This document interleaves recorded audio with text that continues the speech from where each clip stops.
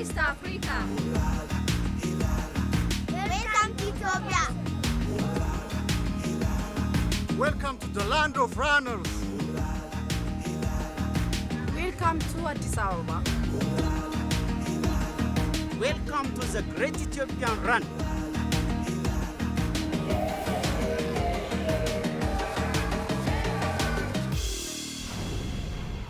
The welcome here in Addis Ababa is as warm as the East African sun beating down just after dawn. The stage is set for the 2014 edition of Africa's biggest road race. And for the elites at the front and the 40,000 club runners and fun runners behind them, there is nothing that quite compares to the Great Ethiopian Run. Coming up, all the action from the elite race and the mass run. This day is a phenomenal day in our history, and it brings us closer, as people, as one nation. Olympic triathlon champion Alistair Brownlee gets his first taste of altitude, Ethiopia style. Growing up watching Haile Selassie and Bekele, absolute heroes, so to come here and just see how it all works, see where they run, is wonderful. And a team of British runners taking their training to new heights here in Addis Ababa. It's been an absolute dream, an absolute dream. We've all sat here and said, we're in Ethiopia. Can you believe it?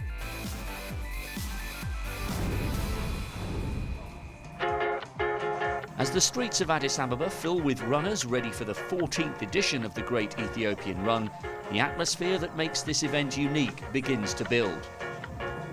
The annual 10K race gives 40,000 people the chance to join in Ethiopia's obsession with distance running. This is for my first time. I'm gonna run and I wanna be number one. All of our winners, because we run for our country. Have you done any training for this? Not only my life is training. Your life is training? Yeah! We are both visually impaired. The people who have the running blind shirts on, they are visually impaired. And those with the blue t-shirts are our buddies, our guides. I'm guiding Takai, and he's from Ethiopia. Takai, are you confident she's going to be able to keep up with you? Yeah, we have set a goal. No, I'm not keeping up with him. He's too good for me. We'll try our best. We will finish and we will attain our goals. Can you sense the atmosphere? Yeah, definitely. It's great. It's great. The enthusiastic people, we feel it. It's a great day for me. Yeah, I'm excited. I'm proud of being Ethiopia. We like running, and running is our culture, and running is our life. Ethiopian Run. It's been a past of our history. So running is our culture. The run is now so well established, it regularly attracts some of the biggest sporting stars in the world. And among this year's guests of honour is an athlete who's left his wetsuit and his bike back in Leeds to focus on his third most favourite discipline. Reigning Olympic and Commonwealth triathlon champion Alistair Brownlee is a runner at heart, and that's why he's been so looking forward to this, his first visit to Ethiopia. Dawn in the hills above Addis. Every morning the livestock and the locals share the landscape with runners and sometimes triathletes. Oh, it's amazing. I might be a triathlete, but I've always run as well and absolutely love running. And growing up watching Haile Selassie and Bekele, race it out at the Olympics over 10K and stuff, are absolute heroes. So to come here and just see how it all works, see where they run, see the trails and the terrain is wonderful. You do plenty of high altitude training in Switzerland, but does it feel different coming to high altitude here? If you're 2,700 metres anywhere in Europe, and like in Switzerland where we go, you're basically on top of a mountain on a ski run. So, and here, you could be anywhere. You're in a field. So, although it is high and you feel the altitude, it doesn't feel high. You don't feel like you're on top of a mountain or anything. It's nice. The climate's lovely, nice and sunny, not too warm, and really nice kind of grassy terrain to run on. I love triathlon, but it's quite a faff, travelling around the world with a bike and wetsuits and different sets of shoes. And I love just being able to put a pair of shoes and a pair of running shorts and whatever, invest in your bag and crack on, and that's what it's been like. And it's wonderful, running I love running, probably it's my favourite of the three sports. I love just being able to throw my trainers on and get out the door for a run, and coming here and seeing thousands of other people do that is brilliant. At the children's race the day before the main event, Alistair watches as Ethiopia's next generation of distance runners find their feet. Coming to a country with such a strong pedigree in running is a chance for the reigning Olympic triathlon champion to contemplate the future. I'd love to have a long career in endurance sport, and I love doing triathlon, and I can see probably after the next Olympics moving on doing something a bit different in terms of longer stuff maybe, and see. And then I started off really cross country and trail running, and I'd definitely like to go back to that at some point. For now though, Alistair's sights are set on the run here in Ethiopia, which he'll be doing with the masses just for fun.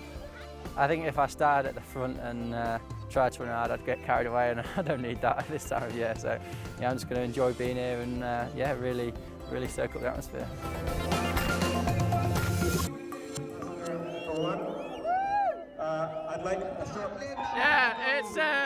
It's busy, isn't it? It's incredible, the amount of people. Everyone just wants to dance all the time as well. It's not really about running, everyone just wants to have a good time. Have you ever stood on a start line like this in your life before? No, not with police buttons in front of me, but yeah, it's fantastic. Hopefully I'll try and not get in too much trouble. Since this race began in 2001, British involvement has risen year on year. The combination of the unique atmosphere and setting has proved absolutely irresistible for club runners and journalists. And with a pre-race build-up like this, it's easy to see why so many have once again decided to make the long journey to Addis. May 2014, the Great Manchester Run.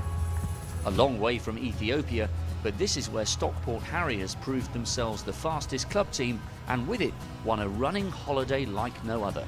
6 months later, 3,800 miles to the southeast and 2,670 metres higher up, the Stockport squad find themselves in Addis for the Great Ethiopian Run weekend. The team are staying at Yaya Village, a purpose-built training camp where athletes eat, breathe and sleep distance running.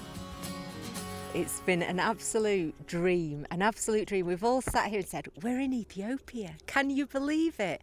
And we've run round today and it's just been the most amazing experience. It's quite hard to comprehend actually, the fact that 24 hours ago, we were in Manchester, and now all of a sudden we're in the middle of Ethiopia about to run the Great Ethiopian Run. Unbelievable experience. It's what every distance runner kind of dreams of, being in this kind of environment. Today the squad are running with one of the best in the business, Kenenisa Bekele, the triple Olympic champion and reigning 5 and 10,000 metre world record holder. He's treating the team to a couple of laps of his personal running track in the hills near the Ethiopian capital. I would say if you're a club or if you're a runner or you're an athlete, you need to come out here and just experience this, because this is what it's about. And also as well, to run at the altitude, it gets you so fit, and the air is just gorgeous, it's clean, and it's a fantastic experience, and it's what running's about, and you must come and do it. I'm very happy, I'm very glad, to run with British athletes. I'm very happy to have them, as my guest, here. So, I'm happy to assist them and running with them, Like the Stockport Harriers, Bekele also had a wonderful 10k in Manchester back in May. Now then, look at that little glance, subtle increase of pace, away he goes, 6th gear, moves away from the world record holder in the marathon, and leg speed moves on a gear. The win in Manchester continued a resurgence for the Ethiopian distance runner. Just a few weeks before, Bekele ran his first marathon in Paris, winning the race and breaking the course record. What about the marathon in Paris? Where would that performance rank amongst your all-time great victories and races? What I achieved was it was fantastic, for me, myself, as a first marathon.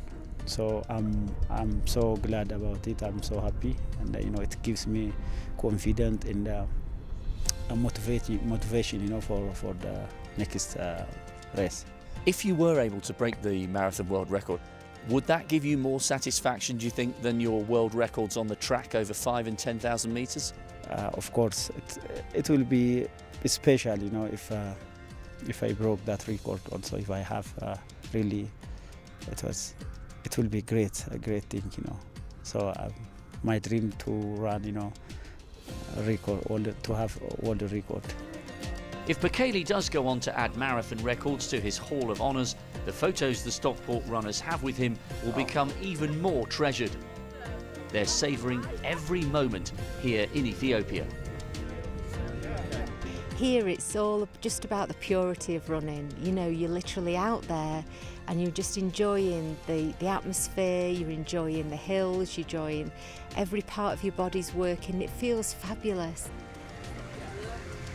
Along with the club runners, this year's international contingent includes British journalists. And in the back streets of Addis, they've joined a food tour of the city's restaurants. There's a lot of Ethiopian restaurants in the States and in the UK, so people come here and they're really excited. The only thing is when you come here, it's really meat-centric. That's all people eat here. So that's the thing that's sort of different that people are surprised about. But most people who are coming on a food tour are pretty excited, pretty laid back, and are ready to enjoy some food and beers and a nice afternoon. What have you liked? Have you been adventurous? I think you have no choice but to be adventurous because we're not allowed to choose what we eat. So we sit down, we get given food, we're told what's here. I mean, you know, we're eating injera, which is kind of a local flatbread made with clarified butter. We're about to eat some different types of cooked meat. I'm glad to say it's cooked because some of the other people sitting around us on the adjacent tables are eating huge lumps of raw meat, which I don't think I've quite got the stomach for. Ethiopia is vastly different to what I expected. You know, I grew up with, you know, the whole kind of like famine stuff going on. That's all you ever saw in the news. You come over here, certainly Addis is a thriving metropolis. The economy is booming. Everybody is exceptionally friendly. When I told a couple of friends that was coming, you'd get a look of blank confusion or kind of like, really? Are you sure that's wise? But, you know, happily, I'm going to be able to go back and go, you've got to go and do this race. You've got to go and at least visit this country. Sport in general is always a good way of delivering a message internationally. Running, as regards Ethiopia, is perfect. They're a nation of runners. I think what they've lacked in the past are enough races to go with the people who enjoy running. Obviously, the Great Ethiopian Run is going some way towards rectifying that. For the organisers of the run, years of hard work in growing the race, both at home and internationally, are paying off. It's wonderful here. This year especially, you don't believe it, you know, the participant. Now the ticket is sold out already 2 months ago. 40,000 already, you know, take part in this race. It's gonna be very, very nice and very unique. My dream, imagine, you know, just to see this race in 50 years from now. It's gonna be big. You can travel around, you know, there's a race in every country in the world. You could never run out of international races to do, but some of them, you know, you can do them and forget about them a couple of weeks afterwards and forget you've even been there. I think I'll find it pretty difficult to forget Ethiopia. Join us after the break for the noisiest, most enthusiastic start to any distance race anywhere in the world. The streets of Addis Ababa are about to be transformed into a red river of runners.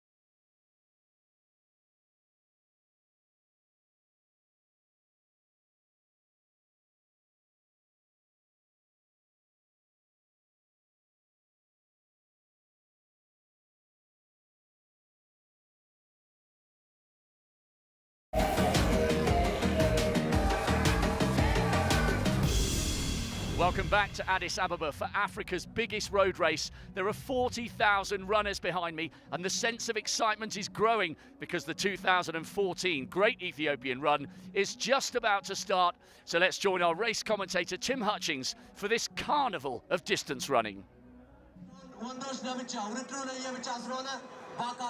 Male elite field at the start line then for this 14th edition.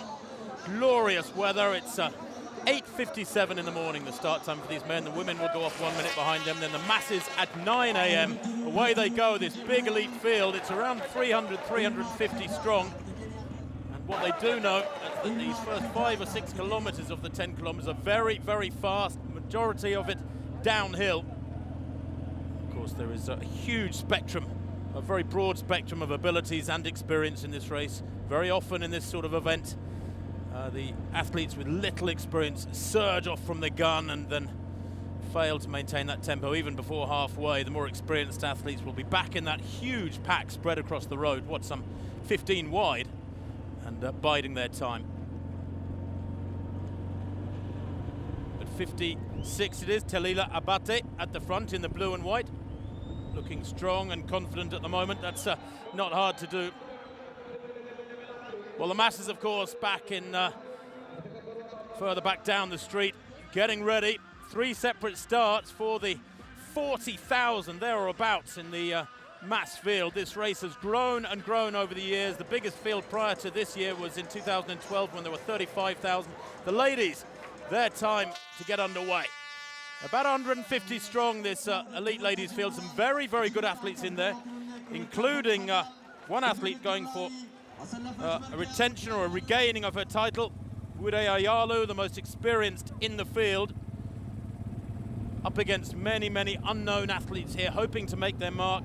She was 22nd in this race back in 2005, Ayalu, coming back from 2 or 3 years away from the sport, but 4:35 there in this ladies' race. Abarash Faisa has had 1 or 2 races in Europe. That is the big target for all these athletes, women and the men here, as we see this men's group with 3.5 minutes on the clock. They've gone through the first kilometre at a healthy clip, 2:47. Very, very fast indeed with that predominantly downhill gradient. This is the road heading down the eastern side of the course, generally southeastern direction, with a lot of embassies alongside them to the runners left there. And the leading ladies group, well, it's big, isn't it? Around 20 strong. Not as big as that men's group, which is some 50 strong. But 4:35 leading at the moment. Abarash Faisa has raced in France last year. So many of these athletes hoping they'll get picked up by a European agent and taken over to Europe for a chance to get in the big races and earn some money. In a country where the average monthly salary is just a few dollars, this race represents a massive opportunity. 4:32 surging to the front there. Netzanet Gudeta, very experienced. Last year's winner by 21 seconds, Gudeta. Taking control, it seems, early on. Only 4 minutes on the clock for the ladies. But no wind at all. It's around 14 and 15 degrees just after 9 o'clock. The only disadvantage, of course, is the fact they're racing at about 7,500 feet. That altitude applies to the masses as well, of course, where they get underway in a somewhat disorderly manner, but with smiles all round. The energy is almost palpable. 39,000 to be exact in the mass fields. They have 3 different starts. They come together after about 600 meters. But many of them, of course, are just there to soak up the atmosphere and get round, whether it's jogging or walking, it doesn't matter. Be part of it. This astonishing river of humanity that was initiated by Haile Gebrselassie, the emperor of running, back in 2001. Many of this men's field, of course, inspired by Haile Gebrselassie. 2-1-0 there in this lineup. Asmaro Bekele, looking strong and confident. He won here back in 2010. And the surges are going in again and again. Tekele there in the orange is leading. Runs for the Oromia Police team. Many of these elite athletes, as they go through around 3 kilometers now with just 8 minutes 25 on the clock. Now this downhill course means they will go very, very quick through to halfway and just beyond before they hit the hills. 3 big hills to be negotiated in the last 4 kilometers, but Negawa, you get Gudeta, Takele are all there, and it's unrelenting. Different names appearing at the front as they surge again and again, and this is the nature, of course, of East African running. They run fearlessly. They don't really think about tactics or strategy. They just get to the front and push it along hard, and look how quickly these ladies are moving, this big pack. What, about 30 strong? Pick a point on the pavement as they go past and see how quickly they zip past that stage. 4:32 is Gudeta, 6th in the World Half Marathon Championships earlier on this year in Denmark, in Copenhagen. That was back in March. She has real pedigree in the blue there to left of picture. 4:52 beside her. Tila Hun has already run 3 marathons this year in the yellow, who leads now. I wonder if that fatigue will come out later in the race. You can go to the well too often. 4:24 there. Ayele, just 19 years old, has never competed outside Ethiopia. A good run here. Could see her garner invitations to Europe and beyond. They are still on this very, very gradual downhill section, which enables the athletes to stride out but still be in control of their body movement. The men now with Richard Narurka, they're one of the founders of the race in the yellow on the bike. A 2:08 marathon runner himself, leading them round this right-hand corner at the southeastern tip of the course, the Diaspora roundabout. And they negotiate a slight uphill now, approaching 4 kilometers. Absolutely no let up in this pace at all. 2:42 there has hit the front, Teshome. And it seems that in each race, the lead changes hands minute by minute. 4:35, that's Abarash Faisa loping along there on this slight uphill section now. 10 minutes on the clock for the ladies. The overall profile for the first 6 kilometers is downhill. There are a few undulations, of course. 4:52, Tila Hun, 11th in Dubai back in January, and then she ran the Prague Marathon and then won the Venice Marathon in October, just a month ago. But they've got progressively slower, those 3 marathons. And the same applies to these men. Any of them who have raced regularly, and particularly at the longer distances in recent months, might yet be feeling it. This is a punishing course with the really hard hills coming at them in the latter stages.